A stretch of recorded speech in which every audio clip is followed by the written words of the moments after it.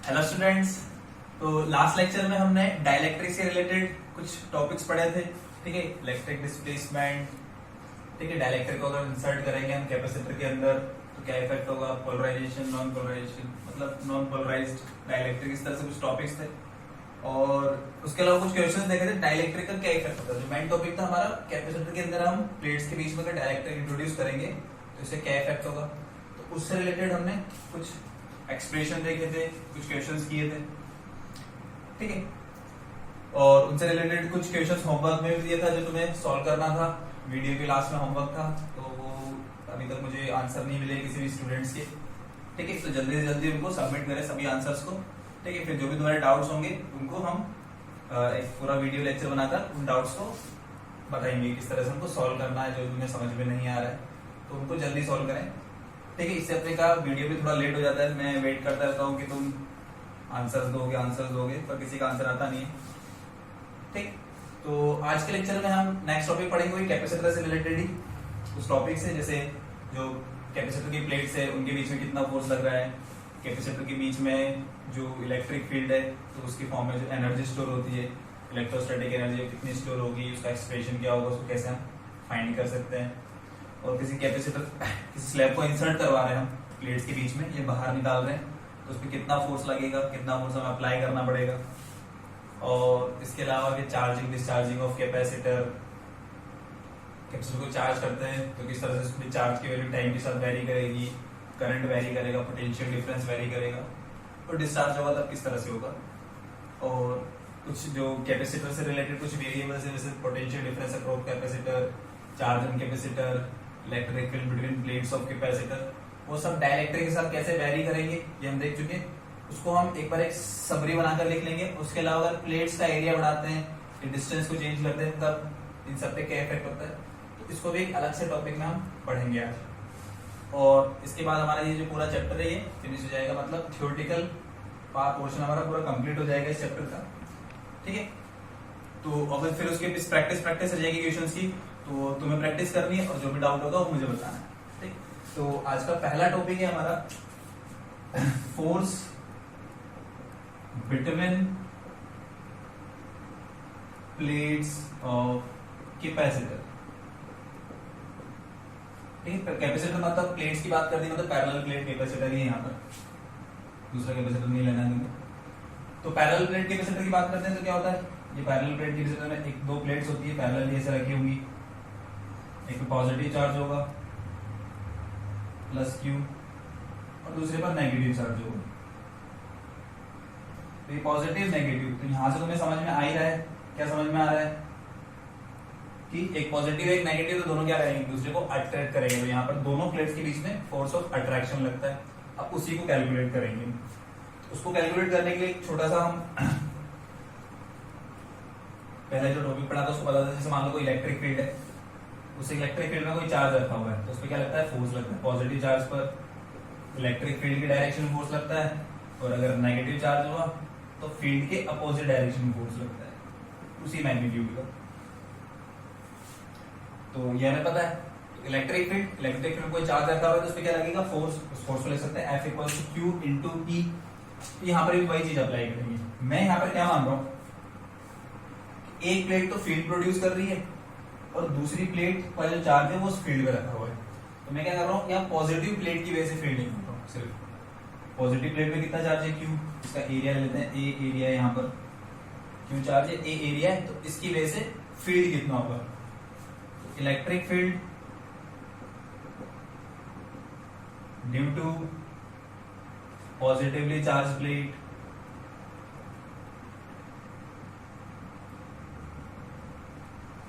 क्या हो जाएगा, उसको कैलकुलेट कर सकते हैं। सिंपल, एक प्लेट की वजह से सिग्मा अपॉन 2 एप्सिलॉन नॉट ये होता है हमारा। ठीक है, और सिग्मा को लिख सकते हैं क्यू बाय ए, तो Q upon 2a epsilon not.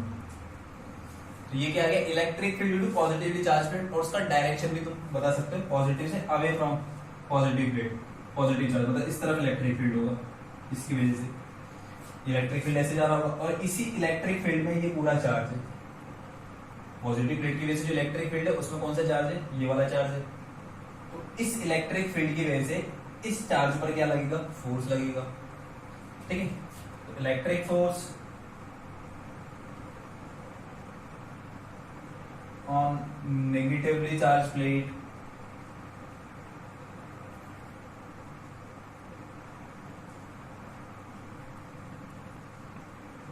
Due to above electric field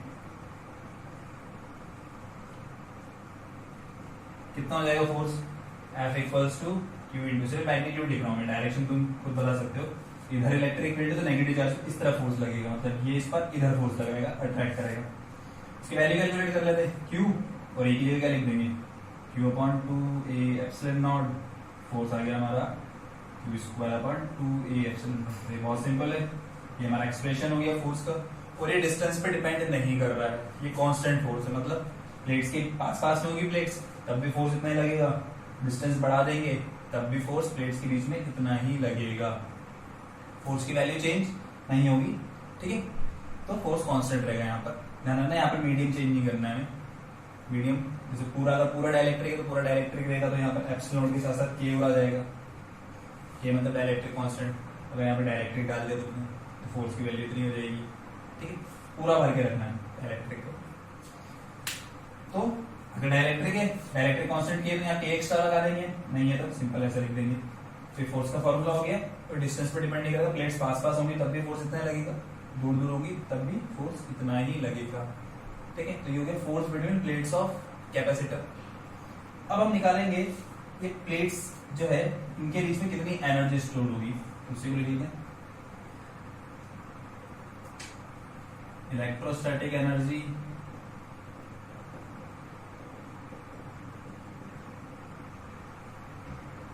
stored between plates of capacitor। तो कैपेसिटर है, इसकी प्लेट्स के बीच में कितना इलेक्ट्रोस्टैटिक एनर्जी स्टोर्ड है उसको हम कैलकुलेट करेंगे। कैसे करेंगे, सिंपल, ये फोर्स का फॉर्मूला ध्यान रखना है, इसी से हम लाएंगे। और वो फॉर्मूला तुम्हें जाना पहचाना लगेगा, देखा हुआ लगेगा ऐसा कुछ। एरिया ए मान लेते हैं, पॉजिटिव चार्ज है नेगेटिव चार्ज है, ये इलेक्ट्रिक फील्ड है इस तरफ, इस इलेक्ट्रिक फील्ड होगा, और इलेक्ट्रिक फील्ड की फॉर्म में वो एनर्जी स्टोर होगी, उसको वैल्यू निकालेंगे एनर्जी स्टोर का। तो मान लेते हैं हम let initially plates are very close to each other,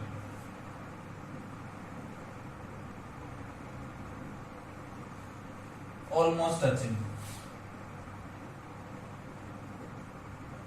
ऐसा मान लेते हैं। प्लेट्स स्टार्टिंग बहुत पास पास में, दोनों प्लेट बहुत पास पास में रखी हुई, ऑलमोस्ट टच कर रही है एक दूसरे को। ठीक है, तो सेपरेशन ऑलमोस्ट जीरो हम कंसीडर कर सकते हैं। अब हम क्या कर रहे हैं, इनके बीच में अट्रैक्शन फोर्स लग रहा है, मतलब ये प्लेट इसको क्या कर रही है, अट्रैक्ट कर रही है, इस तरफ फोर्स लगा रही है, इस डायरेक्शन में। अब उस फोर्स के अगेंस्ट में क्या कर रहा हूँ, जो प्लेट्स बिल्कुल पास में थी, ये वाली प्लेट मान लो यहाँ बिल्कुल चिपक रही है, इसकी चिपकने वाली है, मतलब चिपकी नहीं है, चिपकेगी तो फिर कैपेसिटर नहीं बनेगा।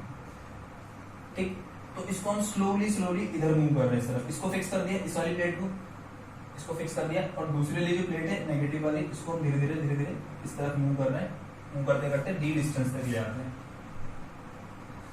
स्टार्टिंग बिल्कुल पास में थी और उस तरह से धीरे धीरे मूव करते हुए डी डिस्टेंस तक ले आते हैं। तो स्लोली मूव कर रहे हैं, मतलब कोई एक्सेलरेशन नहीं हो रहा, मतलब ये इसको अट्रैक्ट कर रहा हो, जिस तरह फोर्स लग रहा होगा इसके ऊपर, उसी के इक्वल हम एक एक्सटर्नल फोर्स अप्लाई कर रहे हैं। जितना फोर्स इस पे इधर लग रहा है उतना ही हम क्या कर रहे हैं, एक्सटर्नल फोर्स अप्लाई कर रहे हैं। वो एक्सटर्नल फोर्स क्या करेगा, इस पर वर्क करेगा, और जो वर्क करेगा वो वर्क किसमें स्टोर हो जाएगा, पोटेंशियल एनर्जी में। ठीक है, क्योंकि ये जो फोर्स है, ये इलेक्ट्रिक फील्ड की वजह से फोर्स लग रहा है, वो कौन सा फोर्स है, कंजर्वेटिव फोर्स। तो कंजर्वेटिव फोर्स के जब भी अगेंस्ट हम वर्क करते हैं तो वो जो वर्क इसमें स्टोर होता है पोटेंशियल एनर्जी में। ये 11th क्लास में हम बता चुके हैं, उसके बाद बहुत बार भी बता चुके हैं। तो इस फोर्स की वजह से वर्क निकालना है मेन चीजों। तो पहले फोर्स निकाल लेते हैं, electric force between plates F equals to, ठीक है, पता है, निकाला हमने Q square upon 2 epsilon naught A, ये फोर्स का फॉर्मूला था हमारा। तो दोनों प्लेट्स के बीच में इतना फोर्स लग रहा है, इस फोर्स के अगेंस्ट हम इसको मूव कर रहे हैं, ठीक है, तो इसमें वर्क डन करना पड़ेगा, ठीक है। ये वाली फिक्स्ड है, ये वाली प्लेट फिक्स्ड, और इसको हम मूव कर रहे हैं इस वाली को, ठीक है। तो वर्क डन इन मूविंग, ठीक है, यहाँ लिखा है no acceleration,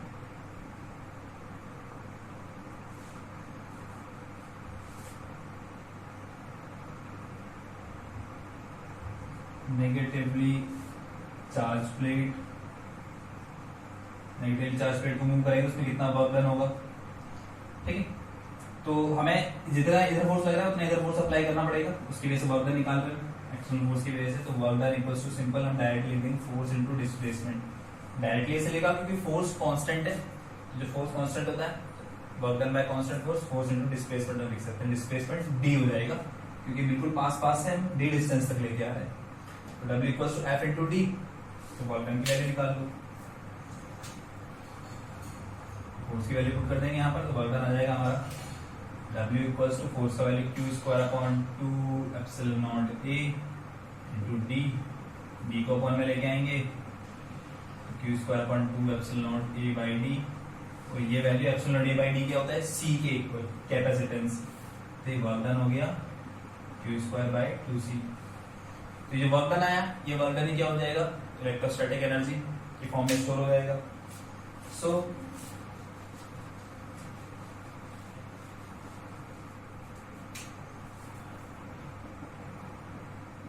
electrostatic energy stored between the plates of capacitor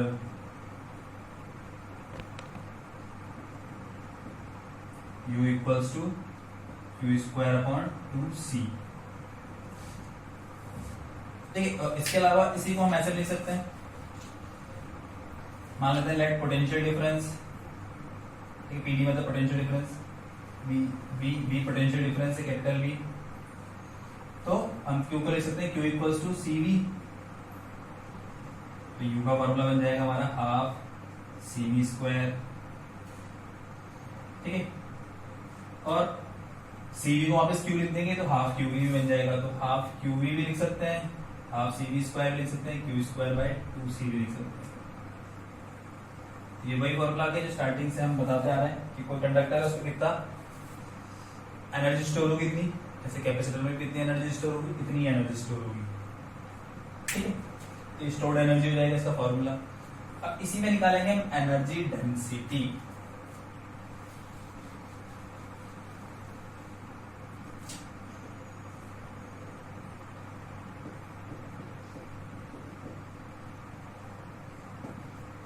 energy density होती है energy upon volume, unit volume में कितना एनर्जी उसको बोलेंगे हम एनर्जी डेंसिटी, ठीक है। ये पहले भी फाइंड कर चुके होंगे तुम, ठीक, कहीं किसी और फील्ड में जैसे वेव मोशन जो पढ़ा होगा तो वहां पर एनर्जी डेंसिटी निकलता होगा।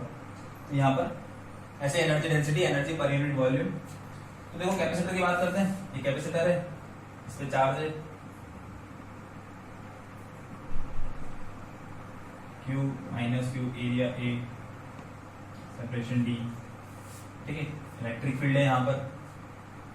तो एनर्जी वैल्यू पुट करते हैं U equals to capital U upon V, ठीक है।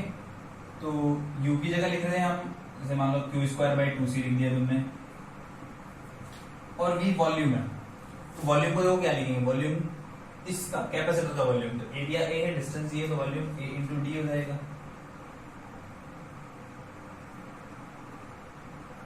अब चाहो तो तुम इसको Q स्क्वायर बाई 2C को हाफ सी वी स्क्वायर भी लिख सकते हो चाहो तो, ठीक है। V पोटेंशियल डिफरेंस है और ये V वॉल्यूम है, दोनों V अलग अलग है। इसको हम चेंज करेंगे थोड़ा सा, हाफ C को लिखेंगे epsilon naught A by D, C को ऐसे लिख रहा हूं मैं, वॉल्यूम सॉरी वॉल्यूम नहीं है, पोटेंशियल डिफरेंस है, पोटेंशियल डिफरेंस तो यहाँ पर टोटल इलेक्ट्रिक फील्ड E मान लेते हैं, ये टोटल इलेक्ट्रिक फील्ड E है, पोटेंशियल डिफरेंस V है, तो E equals to V by D, ये होता है हमारा फॉर्मूला। तो ये लिख सकते हैं यहाँ पर, सॉरी V की जगह लिख सकते हैं, V की जगह लिख देंगे E इंटू डी लिख देंगे, तो V की जगह E इंटू डी लिख रहा हूँ मैं, किस जगह पर, यहाँ पर। तो v की जगह लिखेंगे e इंटू डी, तो e square D square A D, तो कुछ कैंसिल हो रहा है, a से a कैंसिल हो जाएगा, ऊपर डी स्क्वायर नीचे D square, D square D square cancel हो जाएंगे, तो u की वैल्यू देखो क्या मिलेगी, फाइनल u दिखेगा हमें half epsilon not e square. Epsilon not क्या है, परमिटिविटी ऑफ फ्री स्पेस, और E इलेक्ट्रिक फील्ड बिटवीन, यहाँ पर इलेक्ट्रिक फील्ड की फॉर्म में यहाँ पर एनर्जी स्टोर होती है, एनर्जी डेंसिटी, तो ये एनर्जी डेंसिटी का फॉर्मूला ये हो जाएगा half epsilon not E square, ये तुम्हें ध्यान रखना है, एनर्जी डेंसिटी कितनी आएगी, ठीक है। तो कुछ फॉर्मूलाज इनको ध्यान रखना है, जैसे एनर्जी का, एनर्जी डेंसिटी का, इसके बाद force between plates of capacitor, ठीक है। अब इसके बाद हम एक नेक्स्ट एक अच्छा सा टॉपिक पढ़ने जा रहे हैं, ठीक है। इसको चाहो तो तुम क्वेश्चन की फॉर्म में भी ले सकते हो, या टॉपिक की फॉर्म में भी ले सकते हो।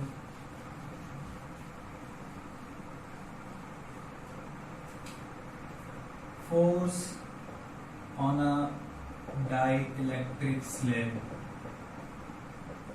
while inserting between plates of capacitor। तो डाइलेक्ट्रिक स्लैब को पैरेलल प्लेट के अंदर हम ऐसे इंसर्ट कर रहे हैं, तो फोर्स कितना लगेगा, उसको फोर्स कैलकुलेट करेंगे कितना फोर्स लग रहा है, तो उसको कैलकुलेट कर सकते हैं। देखो कैसे, ये प्लेट्स अगर में dielectric sorry parallel plate capacitor की प्लेट्स होंगी ये,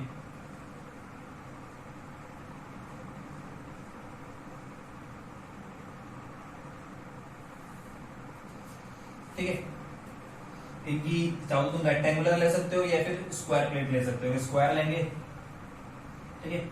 तो ये लेंथ ए ले लेते हैं और विड्थ भी ए हो जाएगी, ठीक है। तो एरिया ऑफ प्लेट चाहो तो ऐसे लिख दो, एरिया ऑफ प्लेट्स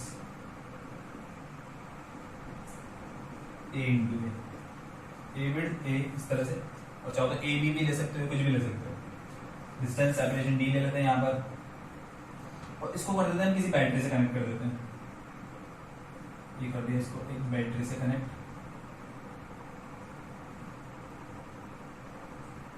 इसका पोटेंशियल डिफरेंस V मान लेते हैं, V पोटेंशियल डिफरेंस इसका बैटरी का, मतलब इसको कंटिन्यूसली पोटेंशियल डिफरेंस के क्रॉस V ही रहेगा, चेंज नहीं होगा बैटरी से कनेक्ट करके। अब एक डाइलेक्ट्रिक स्लैब को इंसर्ट कर रहे हैं इसके अंदर, धीरे धीरे एकदम स्लोली,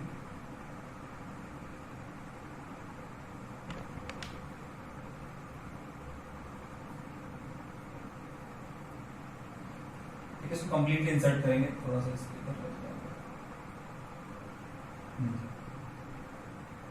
ये हमारी होगी डाइलेक्ट्रिक स्लैब, डाइलेक्ट्रिक कांस्टेंट के, इसको हम इंसर्ट करना स्टार्ट कर रहे हैं, यहाँ से धीरे धीरे इंसर्ट करते जा रहे हैं।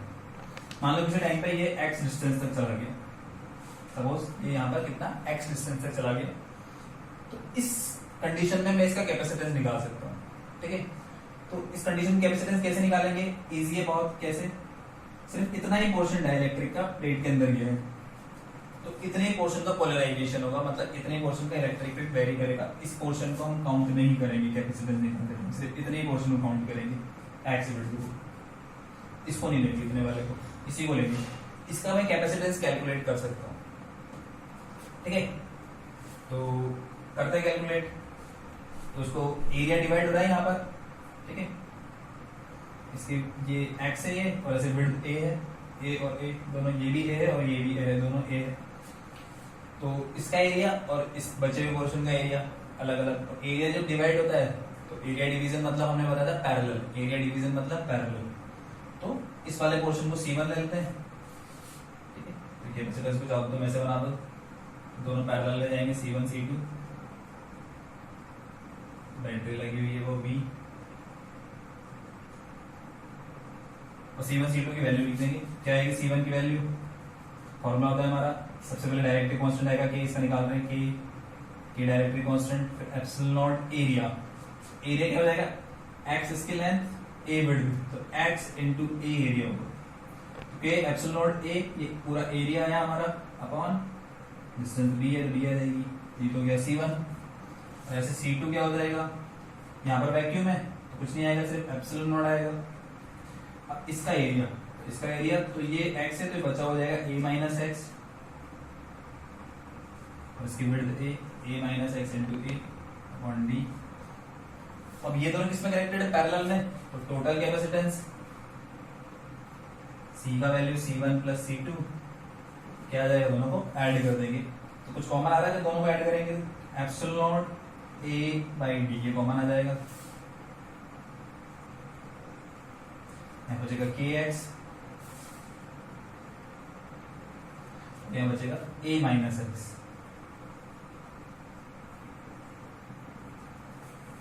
ठीक है, फिर चाहो तो तुम इसमें और इसमें x को कॉमन ले लोगे तो k माइनस वन आ जाएगा, तो ऐसा दिखेगा। फिर ये इसको इधर लिख लेते हैं एक साथ, फाइनली c ऐसा दिखेगा, एप्सिलॉन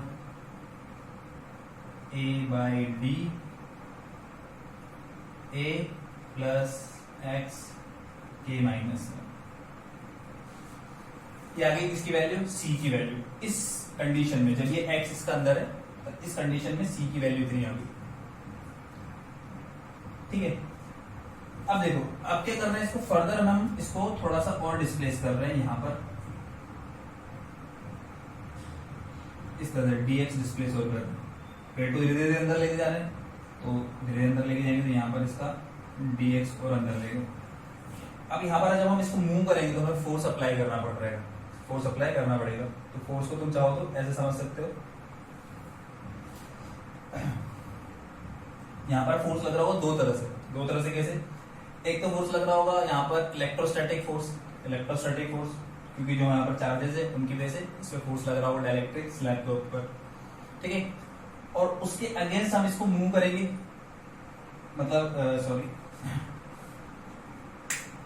यहाँ पर क्या हो रहा है, देखो प्लेट्स को हम धीरे धीरे मूव कर रहे हैं अंदर की तरफ, तो प्लेट्स को अंदर मूव करेंगे।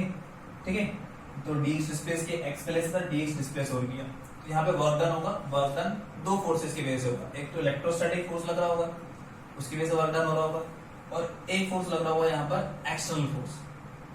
ठीक है, तो यहाँ पर ये जो डायरेक्ट्रिक स्लैब है, ठीक है, डायरेक्ट्रिक स्लैब क्या होगा, ये अपने आप अंदर की तरफ मूव करती है ड्यू टू इलेक्ट्रिक फोर्स। अब इसको मुझे एक्सेलरेट नहीं करवाना है, तो मैं एक अपोजिट डायरेक्शन में फोर्स अप्लाई करूंगा इसी स्लैब के इस तरफ, एक एक्सटर्नल फोर्स। जितना फोर्स डायरेक्ट्रिक स्लैब की वजह से, मतलब जितना फोर्स अंदर की तरफ लग रहा है ड्यू टू इलेक्ट्रिक फोर्स, उतना ही मैं क्या करूंगा, एक्सटर्नल फोर्स अप्लाई करूंगा। एक्सटर्नल फोर्स की वजह से क्या होगा, एक्सेलरेट नहीं करेगी, जितना फोर्स इधर उतना ही फोर्स इधर, इसको स्लोली मूव करेंगे हम, एक्सेलरेशन नहीं करवाएंगे। तो जितना फोर्स इधर लगा उतना फोर्स इधर लगेगा, तो हम वर्क डन निकालेंगे यहाँ पर कितना, हमें ये वाला जो फोर्स है ये कितना फोर्स अप्लाई करना पड़ेगा, इसकी वैल्यू निकालेंगे। तो सबसे पहले हमने निकाल लिया क्या, कैपेसिटेंस निकाल लिया इसका। अब देखो क्या होगा, जैसे जैसे स्लैब अंदर जाएगी तो इसका क्या होगा, k का वैल्यू, मतलब k जितना ज्यादा अंदर जाएगा उतना ही कैपेसिटेंस इंक्रीज होता जाएगा। तो उसको तुम ऐसे भी जान सकते हो इस फॉर्मूला से भी, c की वैल्यू x के साथ इंक्रीज होती जाएगी, जैसे जैसे अंदर जाएगा x की वैल्यू बढ़ेगी, x बढ़ेगा तो c भी बढ़ेगा, और जब c बढ़ेगा तो इस पे क्या आएगा, q इक्वल्स टू c भी होता है, c का वैल्यू इंक्रीज हो रहा है, v कांस्टेंट है, ध्यान से सुनना, c इंक्रीज हो रहा है, q इक्वल्स टू क्या है, cv, पोटेंशियल डिफरेंस कांस्टेंट रहेगा, जो बैटरी के क्रॉस है वही इसके क्रॉस रहेगा, पोटेंशियल डिफरेंस चेंज नहीं होगा। तो c इंक्रीज होगा तो चार्ज इंक्रीज होगा प्लेट्स पर, अब चार्ज इंक्रीज होगा तो चार्ज आएगा कहां से, बैटरी से। तो जैसे जैसे स्लैब अंदर जाएगी बैटरी क्या करेगी, इसको चार्ज सप्लाई करेगी, मतलब बैटरी क्या करेगी, यहाँ पर वर्क डन करेगी। ठीक है, तो इसको हम ऐसे लिख सकते हैं, जैसे मान लो ये dx अंदर गया तो चार्ज की वैल्यू dq से इंक्रीज होगी, तो इसको ऐसा लिख लेते हैं, if plate is displaced by dx, then and charge supplied by the battery dq, when work done by battery, battery की वजह से वर्क डन निकालेंगे, तो work done dw equals to charge, और कितना पोटेंशियल डिफरेंस जा रहा है, v पोटेंशियल डिफरेंस जा रहा है, चार्ज q इंटू v, ये भी work done, Q into V, work done by battery इतना आ जाएगा, dq इंटू वी। ठीक है, ये वर्क डन बाय बैटरी जो होगा ये वर्क डन आ गया, और एक वर्क डन किसकी वजह से होगा, जो हम फोर्स अप्लाई कर रहे हैं, इधर डिस्प्लेस हो रहा है, फोर्स इधर अप्लाई कर रहे हैं, तो work done by external force. इसको इधर लिख देते हैं, इसको ध्यान रखना फॉर्मूला को।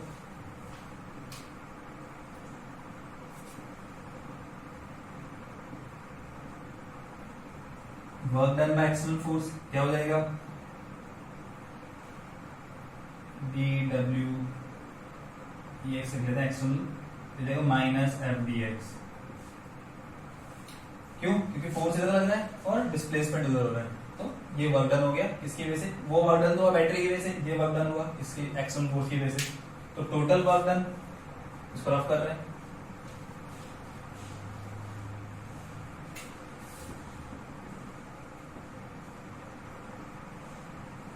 टोटल वर्क डन हो जाएगा हमारा, एक तो बैटरी की वजह से वर्क डन कितना होता है dq या v dq लिख लेते हैं, प्लस और इसकी वजह से कितना होगा माइनस एफ डी एक्स, ये टोटल वर्क डन हुआ। अब जो टोटल वर्क डन होगा, एक तो बैटरी वर्क कर रही है और एक हम एक्सटर्नल वर्क कर रहे हैं, तो टोटल वर्क डन जो होता है, total work done equals to change in energy. Energy किसकी चेंज होगी यहाँ पर, कैपेसिटर की। यहाँ पर स्लोली मूव कर रहे हैं तो काइनेटिक एनर्जी तो है नहीं, ठीक है, काइनेटिक एनर्जी तो यहाँ पर जीरो है, तो एनर्जी कौन सी आएगी, सिर्फ और सिर्फ कौन सी एनर्जी चेंज होगी, सिर्फ और सिर्फ पोटेंशियल एनर्जी चेंज होगी, काइनेटिक वगैरह तो है नहीं यहाँ पर इस जगह पर। तो टोटल वर्क डन क्या होगा, इसकी टोटल चेंज इन एनर्जी, तो इसकी एनर्जी लिख लेते हैं, तो इसकी एनर्जी क्या होगी हाफ सी वी स्क्वायर, ठीक है, या हाफ क्यू वी लिख लेते हैं। ये सब फॉर्मूला लिख सकते हैं, हाफ सी वी स्क्वायर लिख सकते हो, Q square by 2 C V लिख सकते हो, और हाफ क्यू वी भी लिख सकते हो। इसकी जो एनर्जी होती है, इसके कैपेसिटर की जो एनर्जी स्टोर्ड होगी, ये सब फॉर्मूला लिख सकते हैं। तो टोटल वर्क डन जो होगा इसकी एनर्जी की इक्वल हो जाएगा चेंज इन एनर्जी, कितनी एनर्जी इसको मिली स्टोर्ड इन एनर्जी, तो उसको लिख दिया हमने हाफ क्यू वी। फिर इस तरह से आ जाएगा वी डी क्यू। अब यहाँ से हम इसको इस तरफ ले आएंगे, इधर आएगा तो एफ डी एक्स की वैल्यू दिखेगी हमें half D Q into we.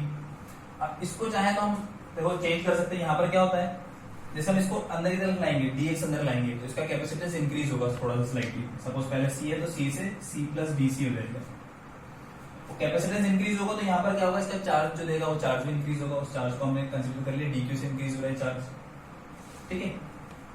तो हाफ इसको चाहो तो डीक्यू को लिख सकते हैं हम DQ equals to C V, C into V. DQ को चाहे तो हम ऐसा लिख सकते हैं डीसी इंटू वी, तो यहाँ पर अगर मैं लिखूंगा तो F D X equals to ऐसा दिखेगा हाफ डीसी, और ये V into V, V square, यहाँ से f का फाइनली वैल्यू दिखेगा half V square D C by D X. ये f की वैल्यू जाएगी हमारी, इतना फोर्स लग रहा है। अब इतना फोर्स, इस फोर्स को कैलकुलेट कर सकते हैं। c की वैल्यू क्या लिखी थी हमने इस जगह पर, c का वैल्यू लिखा होता c equals to epsilon a by d, ठीक है। ब्रैकेट के अंदर था हमारा a plus k minus 1 into X. इसका वैल्यू तो c का वैल्यू इस तरह से लिखा हुआ, अभी c का वैल्यू वहां पर पुट कर दो और उसको क्या कर देंगे, डिफरेंशिएट कर देंगे, क्या आ जाएगा मेरे पास, फोर्स की वैल्यू आ जाएगी। तो पुट कर दो इसको, F equals to half v square d by D X of epsilon naught a by d a plus k minus 1x।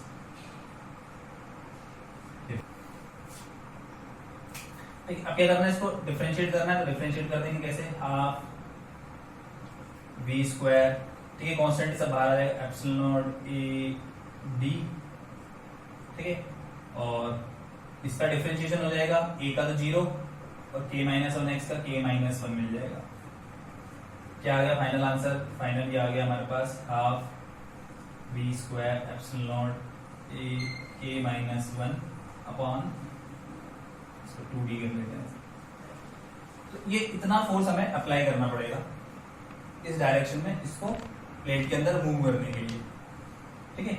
इस डायरेक्शन में फोर्स अप्लाई करना पड़ेगा, जिससे स्लोली इस तरफ अंदर की तरफ मूव करेगा। ये फोर्स की वैल्यू हो जाएगी v, ध्यान रखना पोटेंशियल डिफरेंस है, एप्सिलॉन नॉट a इसका ये वाला बिट हो जाएगा, या फिर ये वाला बिट ले सकते हैं, ठीक है, और k माइनस 1 और डी इसका सेपरेशन हो जाएगा। तो ये फोर्स का फॉर्मूला हो गया, तो इसको चाहो तो मैं ध्यान रख सकते हो। क्या क्या यहाँ पर एक्सटर्नल फोर्स की वैल्यू निकाली हमने, ठीक। तो ये वाला एक टॉपिक हो गया। इसके बाद नेक्स्ट हम आ जाते हैं वेरिएबल्स के ऊपर। वेरिएबल्स कैसे वेरी करेंगे,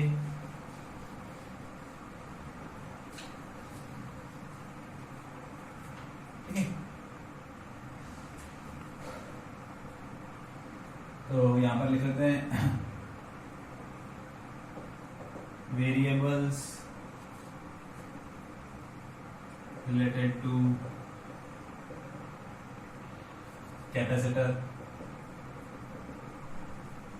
पैरेलल प्लेट कैपेसिटर ले रहे हैं, ठीक है। इसमें दो केसेस के अंदर पढ़ेंगे यहाँ पर वेरिएबल्स के बारे में। वेरिएबल्स कैसे चेंज होंगी, एक व्हेन बैटरी इज कनेक्टेड, जब बैटरी कनेक्ट होगी तो क्या होगा, बैटरी इज कनेक्टेड, और जब बैटरी कनेक्ट नहीं होगी तो क्या होगा। तो जब बैटरी कनेक्ट होती है किसी भी कैपेसिटर से, तो यहाँ पे बात कर लेते हैं, बैटरी कनेक्ट होगी तो इस पे एक चीज कांस्टेंट रहेगी, फिक्स रहेगी, वो रहेगा पोटेंशियल डिफरेंस। जो बैटरी का पोटेंशियल डिफरेंस होगा कैपेसिटर के अलोंग अक्रॉस, वो पोटेंशियल डिफरेंस कांस्टेंट रहेगा, वो चेंज नहीं होगा, ठीक है, वो फिक्स रहेगा। चाहे मैं इसके साथ कैपेसिटर के साथ कुछ भी छेड़छाड़ लूं, इसके अंदर डाइलेक्ट्रिक डालूं, डाइलेक्ट्रिक बाहर निकालूं, आधा ही डाइलेक्ट्रिक डाला, एरिया बढ़ा दिया, डिस्टेंस चेंज कर दी, कुछ भी करूं, V की वैल्यू चेंज नहीं होगी, V फिक्स रहेगा। जो बैटरी का पोटेंशियल डिफरेंस है वही पोटेंशियल डिफरेंस रहेगा। तो V जो होगा वो कांस्टेंट रहेगा जब बैटरी कनेक्टेड होगी, ठीक है। और V कांस्टेंट होता है, Q इक्वल टू CV होता है, तो Q को लिख सकते हैं Q proportional to C, Q C के डायरेक्टली प्रोपोर्शनल होगा, ठीक है। अब देखते हैं वेरिएबल कैसे कैसे चेंज होंगे, और बाकी की ये दो इस तरह से आ गए। तो यहाँ पर मैं कंडीशन डाल रहा हूँ, क्या क्या टेबल बना रहा हूँ, टेबल की फॉर्म में ध्यान रख सकते हैं इसको। When dielectric slab is inserted,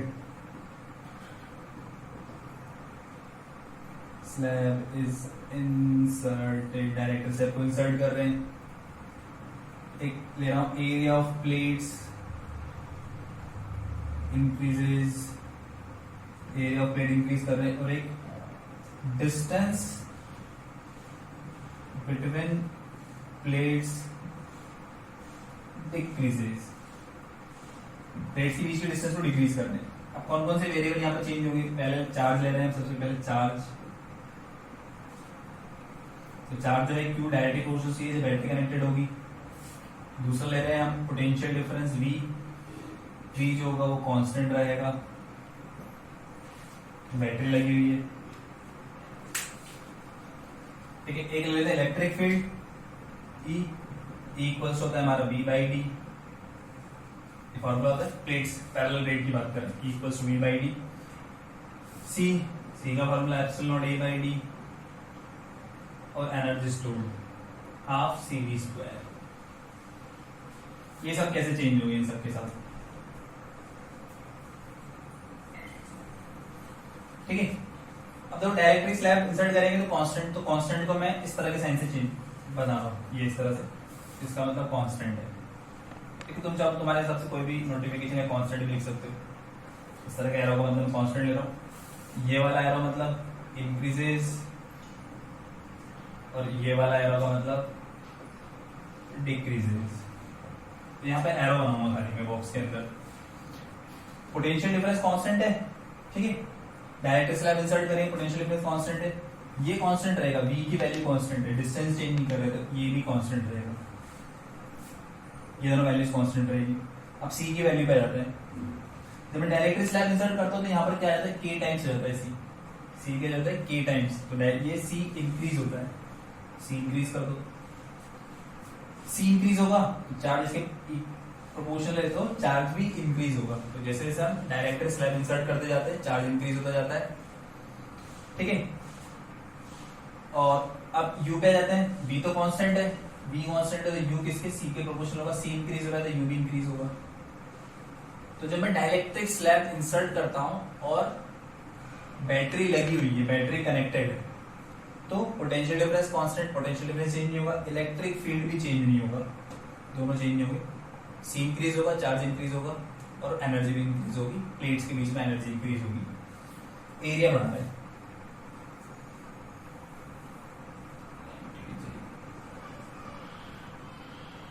ठीक है, एरिया इंक्रीज कर रहे हैं। जब मैं एरिया बढ़ाऊंगा, ए का वैल्यू इंक्रीज किया तो सी इंक्रीज हो गया, ये कांस्टेंट रहेगा, यहाँ एरिया नहीं आ रहा है तो ये भी कांस्टेंट रहेगा। सी इंक्रीज होगा तो यू भी इंक्रीज होगा क्योंकि पोटेंशियल डिफरेंस कांस्टेंट है, और चार्ज भी इंक्रीज होगा। अब आता है डिस्टेंस के ऊपर, जब मैं डिस्टेंस को डिक्रीज कर रहा हूँ प्लेट्स के बीच की, तो ये कांस्टेंट। अब देखो यहाँ पर ई के फॉर्मूला में डी दिख रहा होगा, ई के फॉर्मूला में क्या दिख रहा है, डी दिख रहा है, डी दिख रहा है यहाँ पर, तो डी को क्या कर रहे हैं, डिक्रीज कर रहे हैं। डी को डिक्रीज करेंगे तो ई भी इंक्रीज होगा, डी को डिक्रीज करेंगे सी इंक्रीज होगा, सी इंक्रीज हो रहा है यू इंक्रीज होगा, चार्ज भी इंक्रीज होगा। तो जब डी को चेंज करेंगे तो इलेक्ट्रिक फील्ड पे इफेक्ट आएगा, ठीक है। बाकी सब तो वैसे चल रहा है, C increase, charge increase, U increase, E पे इस तरह से इफेक्ट होगा, इलेक्ट्रिक फील्ड भी इंक्रीज हो जाएगा। तो इस टेबल से हम इस चीज को ध्यान में रख सकते हैं। दूसरे केस में क्या कर रहा हूं मैं, when battery is disconnected, battery को हमने क्या कर दिया, डिस्कनेक्ट कर दिया, बैटरी को हटा देते हैं, बैटरी को रिमूव कर दिया। अब बैटरी को रिमूव करने से क्या होगा, देखो बैटरी को रिमूव करने से क्या होता है, जब कैपेसिटर चार्ज है, बैटरी लगी हुई थी पहले ऐसे, अब बैटरी हटा दी, बैटरी हटा दी तो अब इसका चार्ज कहीं भी मूव नहीं कर सकता, क्योंकि चार्ज को मूव करने के लिए पाथ बनना चाहिए, पाथ बनेगा जब भी चार्ज मूव करेगा, पाथ बना हुआ नहीं है तो क्या होगा, इसके चार्ज कहीं नहीं रहेगा, इसका चार्ज यहीं रहेगा, तो चार्ज की वैल्यू जो हो जाती है वो कांस्टेंट हो जाती है। जो बैटरी डिस्कनेक्टेड होगी तो Q जो होगा वो कांस्टेंट होगा, Q कांस्टेंट होगा तो V को लिख सकते हैं V inversely proportional to C। तो यहां हम चेंज कर देंगे क्या, Q कांस्टेंट और पोटेंशियल डिफरेंस V जो होगा वो इनवर्सली प्रोपोर्शनल टू C हो जाएगा। यहाँ E का फॉर्मूला भी चेंज कर देते हैं थोड़ा सा, E का फॉर्मूला प्लेट्स के बीच में हम ऐसा लिख सकते हैं Q upon epsilon naught A, ठीक है, और U का फॉर्मूला हम ऐसे भी लिख सकते हैं Q स्क्वायर बाय 2C, ठीक है। ये फॉर्मूला इसलिए लेते हैं क्योंकि हमें एक्सप्लेन करने में इजी रहेगा इस जगह पर। अब इनको एरो को हम चेंज कर देते हैं। अब देखो क्या होगा, अब बैटरी हटा दी हमने, ठीक है, मतलब चार्ज जो रहेगा वो चेंज नहीं होगा, अब चार्ज चेंज नहीं होगा, तो अब जब डाइलेक्ट्रिक स्लैब में इंसर्ट करूंगा तो C की वैल्यू अभी भी इंक्रीज ही होगी, यहाँ पे K टाइम्स हो जाएगा, C इंक्रीज होगा। देखो डाइलेक्ट्रिक स्लैब डालेंगे तो एप्सिलॉन के साथ किया जाता है, तो मतलब E क्या होगा, डिक्रीज, C इंक्रीज हो रहा है, इलेक्ट्रिक फील्ड डिक्रीज हो रहा है, चार्ज कांस्टेंट है, C इंक्रीज तो इनवर्सली प्रोपोर्शनल है, B क्या होगा, डिक्रीज। और ऐसे यहां पर भी जाता है U Q square by 2C है, Q कांस्टेंट है, Q कांस्टेंट है तो U inversely proportional to C होगा यहाँ पर, तो C इंक्रीज होगा तो U डिक्रीज। तो जब डाइलेक्ट्रिक स्लैब डालेंगे तो कैपेसिटेंस तो इंक्रीज होगा बट उनके बीच में इलेक्ट्रिक फील्ड डिक्रीज हो जाएगा, पोटेंशियल डिफरेंस प्लेट्स के बीच में डिक्रीज हो जाएगा, चार्ज चेंज नहीं होगा और एनर्जी जो स्टोर होगी वो भी डिक्रीज हो जाएगी। तब जब मैं बैटरी कनेक्टेड नहीं और डाइलेक्ट्रिक स्लैब इंसर्ट कर रहा हूं तो U का वैल्यू डिक्रीज होगा। एरिया की बात, अगर एरिया इंक्रीज करते हैं, एरिया इंक्रीज करेंगे कैपेसिटेंस इंक्रीज होगा, कैपेसिटेंस इंक्रीज होगा, फिर ये इंक्रीज हो रहा है ये डिक्रीज हो जाएगा, यहाँ पर एरिया इंक्रीज हो रहा है इलेक्ट्रिक फील्ड डिक्रीज हो जाएगा, ये भी डिक्रीज रहेगा और ये कांस्टेंट रहेगा।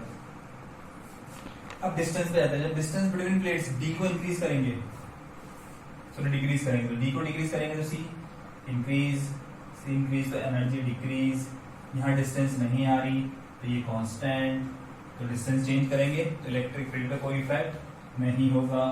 C को चेंज करेंगे, C इंक्रीज तो B डिक्रीज और ये चार्ज कांस्टेंट।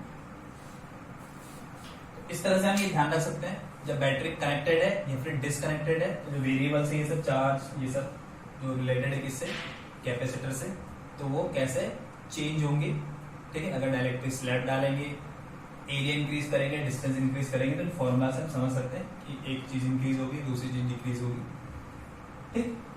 तो ये वाला पोर्शन हम ध्यान रख सकते हैं। इससे क्वेश्चन आ जाते हैं, अगर हम एरिया इंक्रीज कर रहे हैं तो क्या क्या इफेक्ट होगा इन सब पर, डिस्टेंस डिक्रीज कर रहे हैं, बैटरी कनेक्टेड नहीं है तो क्या क्या इफेक्ट हो रहा है, डायरेक्टली स्लैब डाल रहे हैं तो क्या क्या इफेक्ट हो रहा है इन सब पे। तो ऐसा क्वेश्चन आ जाता है, इंक्रीज होगा डिक्रीज होगा, तो वो चीज तुम्हें ध्यान रखनी है ये चीज। अब हमारे नेक्स्ट टॉपिक पे जाते हैं, charging and discharging of capacitor.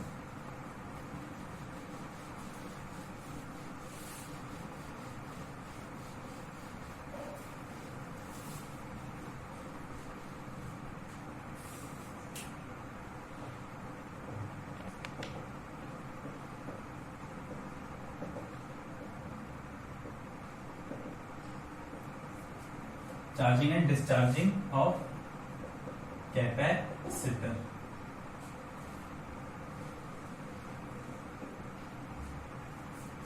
ठीक है, इसको देखते हैं। सबसे पहले फर्स्ट ए चार्जिंग ले लेते हैं। चार्जिंग मतलब हमने कैपेसिटर लिया, अब इसको कोई भी चार्ज नहीं, जीरो चार्ज है इसके ऊपर इनिशियली।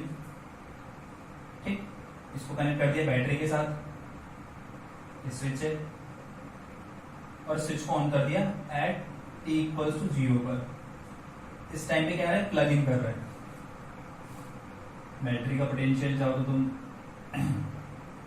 V0 ले लो स्टार्टिंग में, ठीक है, कितना इस पर पोटेंशियल है।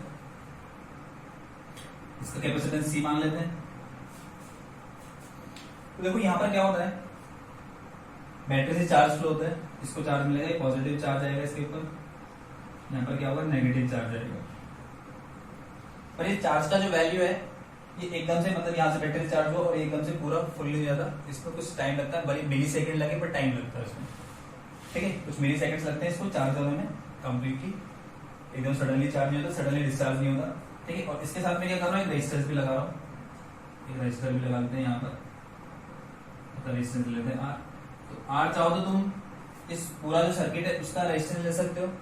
ठीक है, इसको मिलाकर या फिर अलग से कोई रेजिस्टेंस ले लो और बाकी वायरिंग का रेजिस्टेंस 0 मान लो। तो मतलब यहाँ पर अगर वायरिंग खाली कैपेसिटर के साथ वायरिंग भी हो रही होगी तो उसका भी कुछ ना कुछ रेजिस्टेंस होता है। ठीक है, जैसे कॉपर का वायर हो या एल्यूमिनियम का, किसी का भी हो, तो R की कुछ ना कुछ वैल्यू होगी, और चाहो तो तुम अलग से थोड़ा बहुत रेजिस्टेंस लगा भी सकते हो। तो एक कैपेसिटर है, एक रजिस्टर है, ये बैटरी, ये इस तरह से एक सर्किट होगी। अब t को 0 पे मैं प्लग इन कर रहा हूँ, जैसे प्लग इन करूंगा चार्ज फ्लो होगा, या फिर ऐसा बोल सकते हैं ये ऐसे करंट फ्लो होगी, ये चार्ज होने लग जाएगा। ठीक है, किसी टाइम पे इस पे चार्ज t मान लेते हैं, q मान लेते हैं, मतलब इस पे चार्ज q आ जाएगा। तो लिखते हैं at time t charge on capacitor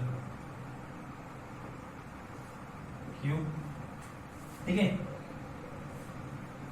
and current in circuit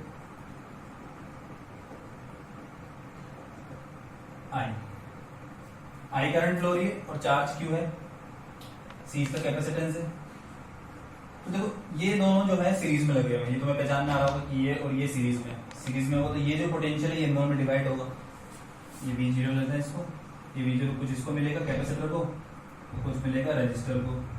तो जो रजिस्टर को मिल रहा है उसको VR लिख दिया हमने, जो कैपेसिटर को मिल रहा है उसको VC लिख दिया।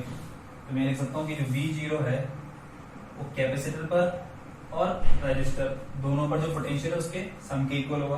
सीरीज में पोटेंशियल मतलब ये इसमें दोनों में डिवाइड हो जाएगा। अब इसके अक्रॉस पोटेंशियल डिफरेंस को क्या लिखेंगे, इस पे चार्ज Q है, C कैपेसिटेंस है, तो V equals to Q by C, ये फॉर्मूला होता है। और ओम्स लॉ से इसके अक्रॉस पोटेंशियल डिफरेंस, रजिस्टर के अक्रॉस पोटेंशियल डिफरेंस क्या होता है, I इंटू R। ठीक है, इसको इधर ले आएंगे, तो V0 minus Q by C equals to I। अब I जो होता है ये होता है I मतलब rate of flow of charge dQ by dt, current किस रेट से फ्लो होगी, ये I होता है। तो I को लिख देंगे, R को पहले लिख देंगे, इसको dQ बाय dt लिख देंगे।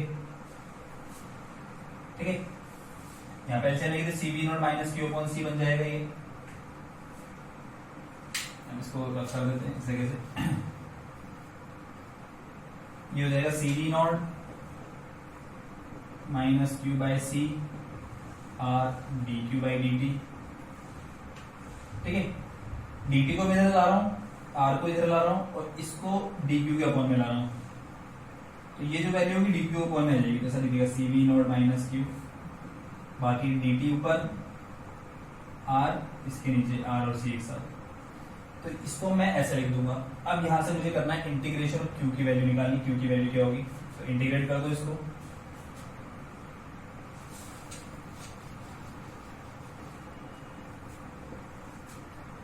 तो ये हो जाएगा dQ CV0 minus Q dt upon RC। जब टाइम 0 था, टाइम की लिमिट, तब इस पे चार्ज भी 0 था। t टाइम पे कितना चार्ज आ गया, Q चार्ज आ गया, कर दो इंटीग्रेशन।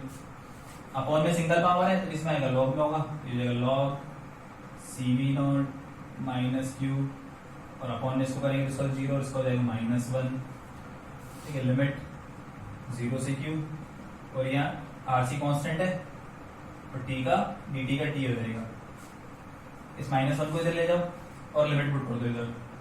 तो पहले q की जगह q लिखेंगे तो log cv not minus q, फिर q की जगह 0 पुट करेंगे तो cv आएगा, तो ये अपॉन में आ जाएगा ऐसे log a minus log b, log a upon b, log a minus log cv naught, log a minus log b, log a upon b, ये उधर चला गया minus e upon R C. अब यहां से मैं log को हटाऊंगा, log को हटाऊंगा तो ये जो होगा e टू दी पावर में चला जाएगा। इसके बाद नेक्स्ट स्टेप हो जाएगी हमारी cv not minus q upon cv not, वो e टू दी पावर में चला गया। ठीक है, cv नॉट उस तरफ,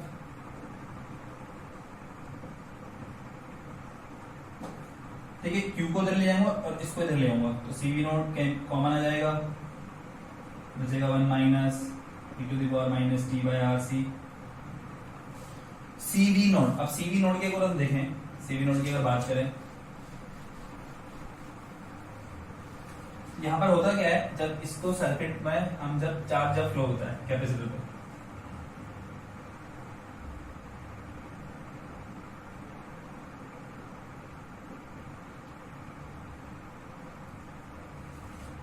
ठीक है, तो स्टार्टिंग में इस पे क्या होता है, चार्ज 0 होता है, इस पे चार्ज 0 होता है स्टार्टिंग में, चार्ज 0 होगा तो VC equals to QC, Q का value 0, sorry Q by C, Q का वैल्यू 0 तो VC भी क्या होगा 0, मतलब स्टार्टिंग में इसमें पोटेंशियल डिफरेंस 0 होता है, फिर जैसे जैसे चार्ज इस पे इंक्रीज होता जाता है पोटेंशियल डिफरेंस इंक्रीज होता जाएगा, होता जाएगा होता जाएगा होता जाएगा, और एक टाइम आएगा जब इस पर पोटेंशियल डिफरेंस होगा इसी के इक्वल हो जाएगा, V नॉट के इक्वल, वो मैक्सिमम पोटेंशियल डिफरेंस होगा। जैसे जैसे चार्ज इंक्रीज होता जाएगा जो पोटेंशियल डिफरेंस इसका इंक्रीज होता जाएगा, और एक टाइम पर इसका और इसका सेम पोटेंशियल हो जाएगा, फिर ये चार्ज होना बंद हो जाएगा। ठीक है, क्योंकि चार्ज तभी फ्लो होता है जब पोटेंशियल डिफरेंस होता है, यहाँ हाई पोटेंशियल है यहाँ लो पोटेंशियल है, तो चार्ज फ्लो होता जाता है। कब तक, जब तक इसका काम रहता है पोटेंशियल, फिर चार्ज फ्लो होता जाएगा, फिर एक टाइम आएगा इसका पोटेंशियल, इसका और इसका पोटेंशियल सेम हो जाएगा, तो यहाँ से चार्ज फ्लो होना बंद हो जाएगा, तो मैक्सिमम चार्ज हो जाएगा। उस मैक्सिमम चार्ज ये है वो C into V, C V equal to, इसको क्यू लिख देते हैं, क्यू नोड ये मैक्सिमम चार्ज हो गया,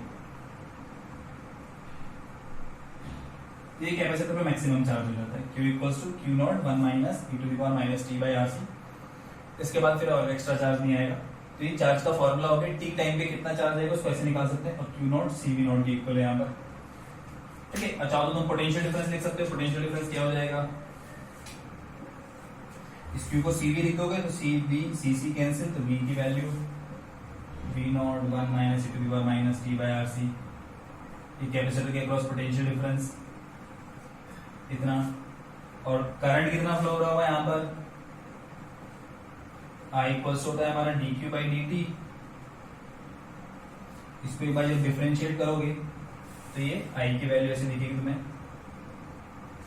Q नोट का एज इट इज आएगा, 1 का 0 हो जाएगा, e टू द पावर पर e टू द पावर ही होता है, फिर माइनस टी अपॉन आरसी का करेंगे तो ये माइनस 1 अपॉन आरसी हो जाएगा, माइनस माइनस प्लस आई की वैल्यू दिखेगी Q naught upon R C e to the power minus T by R C. Q naught upon C को वी नॉट लिख सकते हैं, ठीक है, क्योंकि क्यू नॉट को सी वी नॉट लिखा था, तो Q naught upon C V naught के इक्वल, तो ये वी नॉट हो जाएगा पूरा,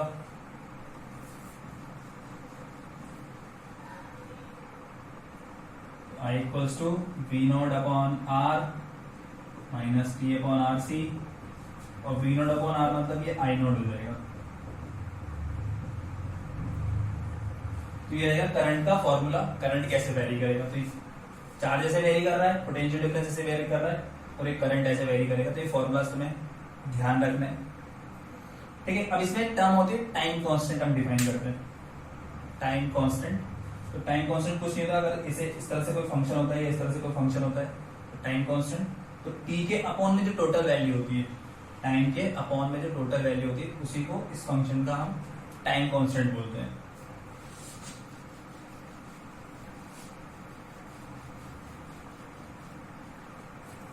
उसको चाहो तो तुम इसमें रजिस्टर कनेक्टेड था और एक कैपेसिटर कनेक्टेड था, तो इसको आरसी सर्किट भी बोल सकते हैं। तो time constant of RC circuit, tau से हम या डिनोट करते हैं नॉर्मल टाइम कांस्टेंट को, तो आर इंटू सी के इक्वल हो जाएगा।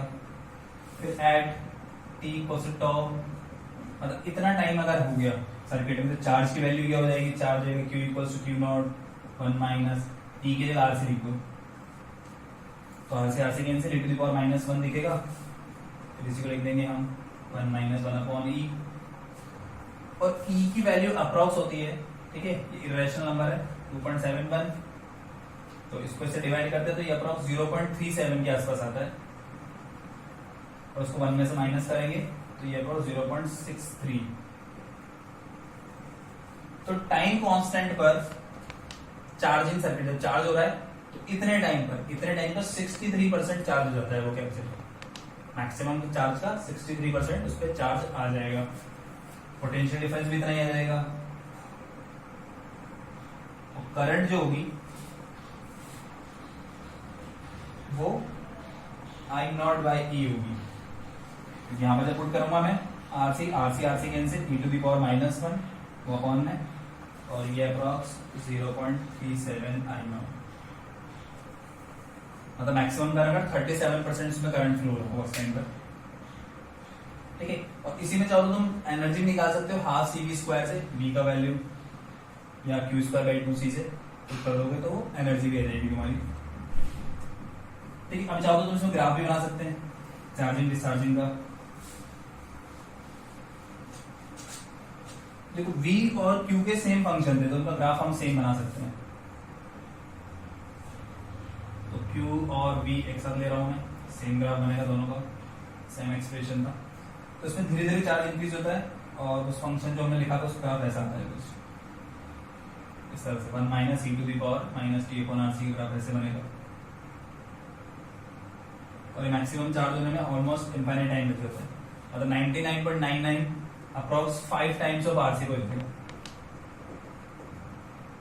5 आरसी टाइम जो होता है इसमें इतना चार्ज होता है कैपेसिटर, और पूरा अगर 100% अगर हमें बोलना है तो उसमें ऑलमोस्ट इनफाइनाइट टाइम लग जाएगा, और t इक्वल्स टू आरसी पर अप्रॉक्स 63% चार्ज होता है।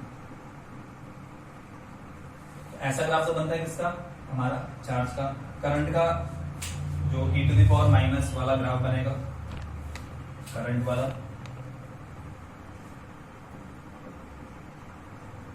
ठीक है। मैक्सिमम करंट होती है स्टार्टिंग में और धीरे धीरे डिक्रीज होती जाएगी, ये इस तरह से ग्राफ।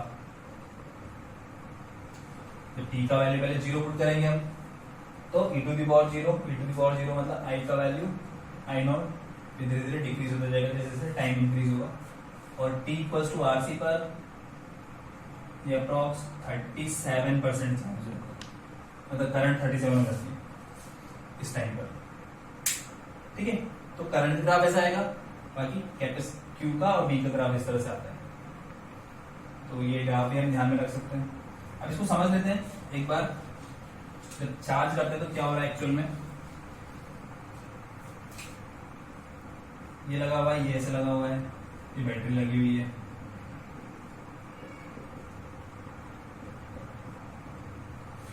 अब जैसे मैं प्लग इन करता हूँ स्टार्टिंग में इस पे चार्ज 0, करंट भी 0 है, ठीक है। जैसे मैं प्लग इन करूंगा, प्लग इन करते इस पर पोटेंशियल नहीं होता, इस पर पोटेंशियल 0 होता है, क्योंकि इस पे चार्ज 0 है, पूरा का पूरा ये जो होगा इसी के ऊपर आएगा, किसके ऊपर, इसके ऊपर, स्टार्टिंग में पूरा पोटेंशियल इस पे आएगा, तो करंट जो होगी इसके अंदर वो मैक्सिमम होगी इतनी, तो स्टार्टिंग में करंट जो होती है मैक्सिमम होती है, जैसे ही मैं इसको लगाऊंगा वैसे ही क्या होगा, मैक्सिमम करंट फ्लो होगा इसके अंदर, मैक्सिमम करंट फ्लो। अब धीरे धीरे क्या होगा, इसको चार्ज मिलेगा तो इसका जो पोटेंशियल है वो इंक्रीज होगा, ठीक है, मतलब इसका कुछ पोर्शन इस पे आने लगेगा, इसका कुछ पोर्शन इस पे आने लगेगा, तो इस पर v की वैल्यू क्या होती जाएगी, डिक्रीज होने लगेगी, ये वाली वैल्यू v नोट से डिक्रीज होने लगेगी, क्योंकि इसका कुछ पोर्शन इसको मिल रहा है, ये डिक्रीज होगा तो करंट डिक्रीज होता जाएगा, धीरे धीरे डिक्रीज होता जाएगा। और जब कैपेसिटर फुली चार्ज होता है, जब कैपेसिटर फुली चार्ज होगा तो करंट क्या हो जाएगा, 0, क्योंकि पूरा पूरा पोटेंशियल इसको मिल गया, इसका पोटेंशियल 0, इसका पोटेंशियल 0 मतलब करंट भी 0, तो सर्किट में करंट 0 हो जाती है। तो जैसे कोई भी ऐसे सर्किट बना हुआ है, जैसे मान लो कैपेसिटर लगा हुआ है, रेजिस्टर लगा हुआ है, ये सा बन गया सर्किट, तुम्हें दिख रहा है। इसमें क्या होगा, इसमें जैसे तुम्हें ये सर्किट है तो इसमें दिखाया, तो इसका मतलब यहाँ पर क्या होगा, करंट जीरो ही होगा, यहाँ पे करंट फ्लो नहीं हो रहा होगा, क्योंकि कैपेसिटर फुली चार्ज है। कैपेसिटर फुली चार्ज है तो करंट फ्लो नहीं होता। पर जैसे मान लो यहाँ पर एक रजिस्टर लगा दिया मैंने ऐसे, तो करंट बैटरी से तो फ्लो हो रहा होगा, पर यहाँ पर करंट जीरो होगा, क्योंकि कैपेसिटर फुल चार्ज, कुछ ही मिली सेकंड लगता है कैपेसिटर फुल चार्ज होने में, कुछ मिली सेकंड में फुल चार्ज हो जाएगा, ठीक है। तो उस मिली सेकंड को हम ऑलमोस्ट हम नेग्लिजिबल मान सकते हैं। तो ये फुली चार्ज है, यहाँ पे करंट नहीं जाएगा, बैटरी का पूरा करंट इधर से फ्लो होगा, ऐसे बैटरी का पूरा करंट ऐसे फ्लो होगा। तुम चाहो तो इसमें और भी बना सकते हो, ये ऐसे बना दो, ठीक है, इसके पैरेलल ऐसे लगा दो, तो करंट सब इन वाले पोर्शन में फ्लो होगा, इस वाले पोर्शन में फ्लो नहीं होगा। तो इनको सॉल्व करने का तरीका क्या होता है, इस तरह के सर्किट को सॉल्व करने का तरीका होता है, जहां पर भी कैपेसिटर लगा हुआ है, ठीक है, उस वाले को हम हटा देते हैं, पूरे को उस वाले पोर्शन को हटा देंगे, इस बचे हुए पोर्शन को सॉल्व कर लेंगे और आंसर आ जाता है। तो जहां पर भी कैपेसिटर लगा होता है फुली चार्ज होता है कुछ ही मिली सेकंड्स के अंदर, ठीक है, और फुली चार्ज हो जाएगा तो वहां पे करंट नहीं जाएगा, करंट नहीं जाएगा तो बाकी पोर्शन में करंट जाएगा, तो बाकी पोर्शन को, उस कैपेसिटर वाले पोर्शन को हटा के बाकी चीज को सॉल्व कर सकते हैं। तो इस टाइप के क्वेश्चंस को हम सॉल्व कर सकते हैं, ठीक है। तो ये हो गया हमारा, और अब आ जाते हैं नेक्स्ट डिस्चार्जिंग वाले पार्ट पर।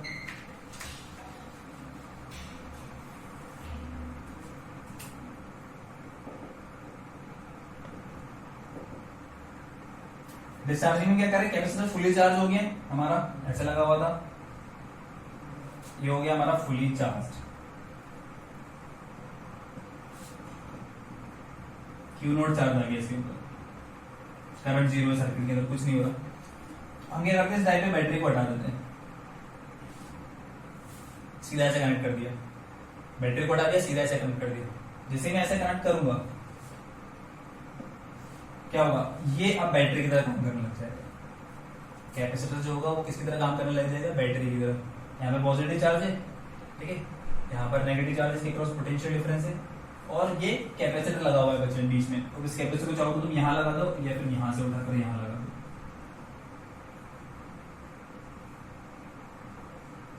एक ही बात है, यहाँ लगाओ यहाँ लगाओ, एक ही बात है, ठीक है। तो रेजिस्टर लगा हुआ है, ये बैटरी की तरह काम करेगा, क्यों, क्योंकि इसके पास चार्ज है, पोटेंशियल डिफरेंस है। तो जैसे कि रेजिस्टेंस के क्रॉस क्या आएगा, पोटेंशियल डिफरेंस, इसके क्रॉस पोटेंशियल डिफरेंस आएगा तो करंट फ्लो होने लगेगा, मतलब चार्ज फ्लो लगेगा, तो अब चार्ज ऐसे फ्लो लग जाएगा। तो पहले चार्ज ऐसे फ्लो हो रहा था, पॉजिटिव प्लेट के अंदर जा रहा था, जब कैपेसिटर चार्ज हो रहा था तो पॉजिटिव प्लेट के अंदर जा रहा था चार्ज, अब यहाँ से चार्ज लीक होना स्टार्ट कर देगा, ये डिस्चार्ज होने लग जाएगा। तो इसमें लगता है eight T equals 0 charge maximum है, ठीक है, और करंट का वैल्यू 0 है, battery is remove,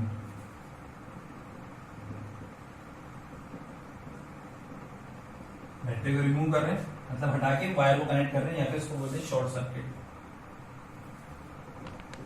short circuited, battery को शॉर्ट सर्किटेड कर दिया हमने, हटा दिया। तो अब ऐसे करंट फ्लो होने लगेगा, और कुछ टाइम पे चार्ज इससे लीक होता जाएगा, डिक्रीज होता जाएगा। सपोज कुछ टाइम पे चार्ज ये हो गया, लेट चार्ज ऑन कैपेसिटर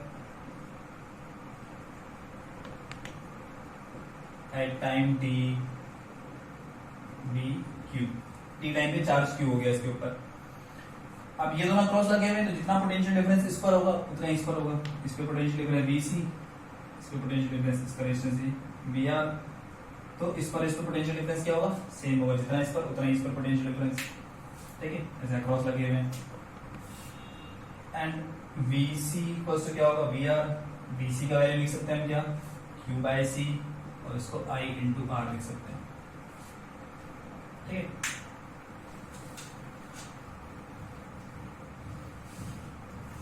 अब देखो I को क्या लिख रहा हूं मैं, I को लिख रहे हैं dq by dt into R। यहां पे मैं माइनस का साइन और लगा रहा हूं, क्यों लगाया माइनस का साइन, तो क्या हो रहा है यहाँ पर जो चार्ज है इसके ऊपर, ये सर्किट में जो चार्ज है, कैपेसिटर में जो चार्ज है, वो टाइम के साथ डिक्रीज हो रहा है, dq मतलब होता है q final minus q initial, change in charge, ठीक है। इनिशियली ज्यादा चार्ज है और धीरे धीरे डिक्रीज होता जा रहा है, मतलब फाइनल कम होता जा रहा है, मतलब ये वाली वैल्यू जो आएगी नेगेटिव आएगी, तो रेट ऑफ चेंज जो है वो नेगेटिव है, इसलिए माइनस साइन लगाया, ठीक है।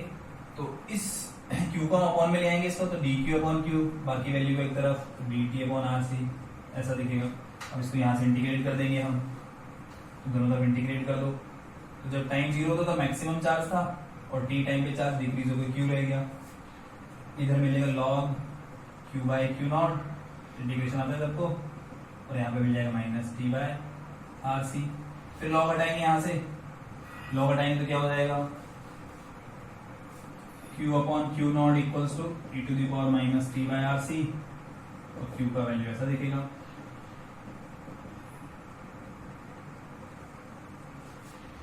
तो ये चार्ज हो गया, पोटेंशियल डिफरेंस भी ऐसे लिख देंगे,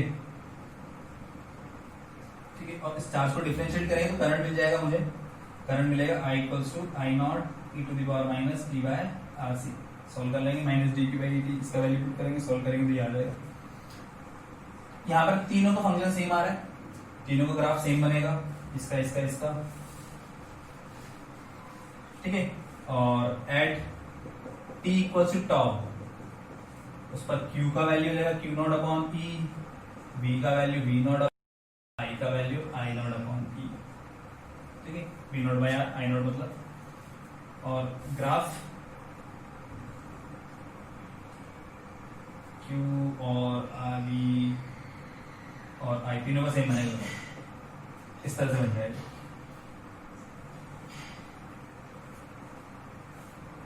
Q नॉट डिक्रीज हो जाएगा, T equals to R C पर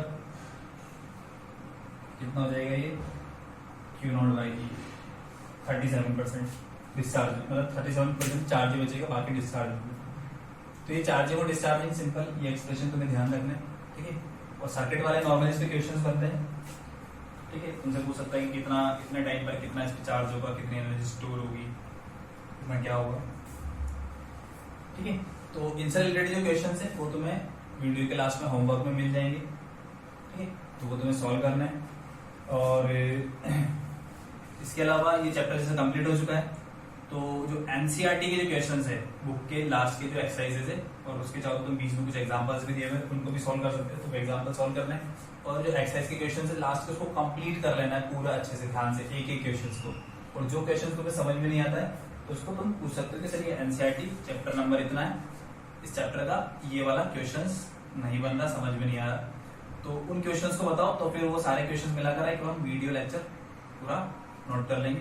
तो एनसीईआरटी की बुक सॉल्व करनी है, एग्जाम्पलर सॉल्व करना है, ठीक है। और जो प्रीवियस ईयर क्वेश्चंस वो तुम्हें वेबसाइट पे मिल जाएंगे और एकेडमी की, तो वहां से प्रीवियस ईयर क्वेश्चंस को डाउनलोड करके उनको सॉल्व कर लेना है कैपेसिटेंस से। तुम्हें पता चल जाएगा कैपेसिटेंस से रिलेटेड किस टाइप के क्वेश्चंस आते हैं, ठीक है। इजी क्वेश्चंस होते हैं, ज्यादा टफ नहीं होते, तो उन क्वेश्चंस को सॉल्व कर सकते हो। हमने जो फॉर्मूला लिखा है उन फॉर्मूला से वो क्वेश्चन सॉल्व हो जाएंगे सारे, तो उन क्वेश्चंस को तुम्हें सॉल्व करना है, ठीक है। ये होमवर्क है और ध्यान से करना है, पूरे को अच्छे से कंप्लीट करना है, टाइमली कंप्लीट करना है, ऐसा नहीं कि आराम से कर लेंगे 1-2 महीने बाद। आज से स्टार्ट कर, जैसे आज अपलोड हो जाएगा वीडियो, तो जैसे वीडियो अपलोड होता है तुम पूरा लेक्चर देखो और उसके बाद क्वेश्चंस करना स्टार्ट कर दो, भले वो 2 घंटे में हो, 3 घंटे में हो, अगले दिन में हो, 1 दिन 2 दिन ले लो, उन क्वेश्चंस को कंप्लीट कर लो। कंप्लीट करने से क्या होगा, तुम्हारा चैप्टर अच्छे से क्लियर हो जाएगा। और जो जो क्वेश्चंस नहीं आ रहे, नहीं बन रहे, तो उनको तुम डाउट्स अलग से, अगर वहां पर यूट्यूब पर अगर तुम्हें कमेंट लिखने में अगर तुम्हें शर्म आती है कि सर ये बच्चा ऐसा डाउट पूछ रहा है, तो तुम अलग से फोटो वगैरह या जो भी तुम्हारे डाउट्स है उनको, कंसर्न डाउट है उनको व्हाट्सएप पर भी भेज सकते हो, ठीक है। तो आज के लेक्चर में इतना ही पढ़ेंगे, ठीक है। Okay, thank you.